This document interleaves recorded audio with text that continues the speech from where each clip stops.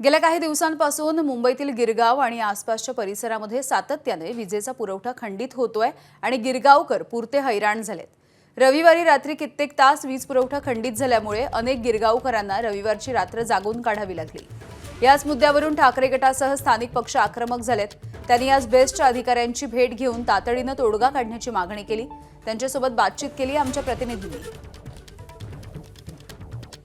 आता गिरगाव परिसरामध्ये जे रोड बनवले आहेत सिमेंट कॉन्क्रीटचे, हे रोड बनवलेले असल्यामुळे त्या ठिकाणची जी खालची केबल आहे ही केबल खराब झाल्यामुळे वरतून ते वायरी टाकून लाईटी देतात तात्पुरते, पण त्या वायरी त्याचा लोड घेत नाहीत, त्यामुळे 3 फेज मीटर कुणाचेच चालत नाहीत।